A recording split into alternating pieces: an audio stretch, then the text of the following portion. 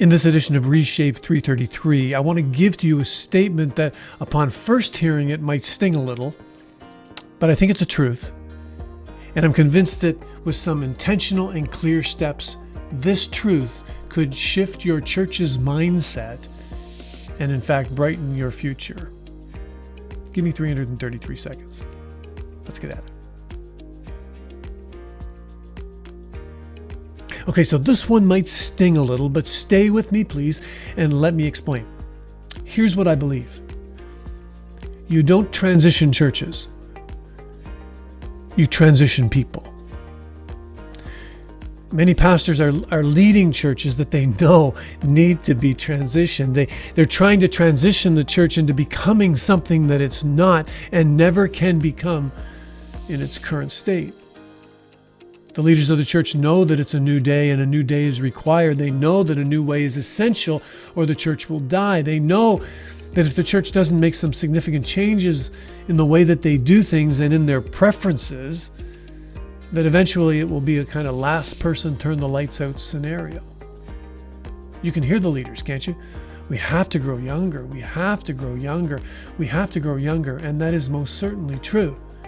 But listen, you don't grow younger and you don't grow more relevant by transitioning the church. You do it by transitioning people. It's an essential mindset change, and it can make all the difference. Write it down. You don't transition churches. You transition people.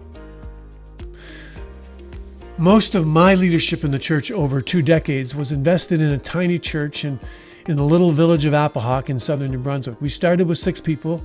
I called them the original 6. And here's what I knew. I knew that I couldn't transition this church. I knew that I had to transition people. The original 6 were all in their late 70s and 80s. And I knew that I would not transition them to become a church with an average age of 50.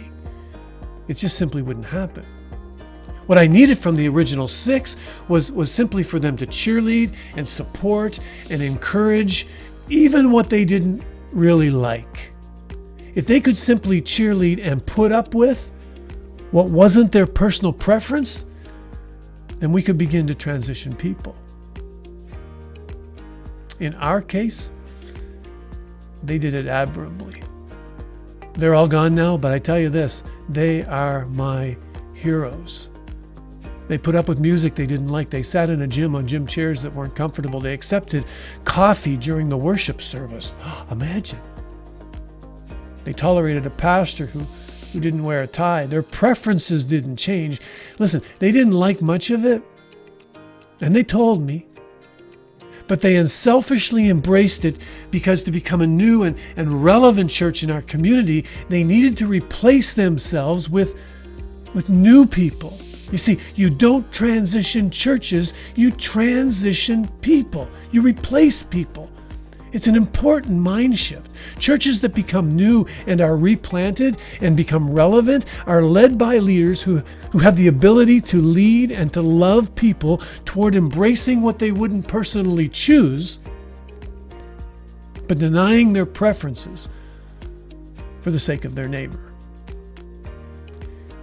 And as a pastor, you begin to understand that I can't transition the church, but if the folks here will trust me and if the folks here will walk with me, we can begin to transition the church by adding new people. You see, Mrs. Holmes was in her 90s and she walked with 2 canes. She never missed a Sunday during the good weather. But she didn't like hardly anything that I suggested or anything that we did or any of the changes that we made. She was the first one out of the gym every Sunday. She would shake my hand every Sunday. And as she left, every week she would say to me the words, "I hate the music. And I hate meeting in the gym. And my goodness, I wish you'd wear a tie. But I love seeing all of the children here." And she'd give me a hug every Sunday. You don't transition churches. You transition people. That's worth some thought and some conversation. Don't click away. There's a few questions that are going to be coming up on your screen. I'd appreciate it if you'd leave a comment. Appreciate it even more if you'd subscribe. Have a great day.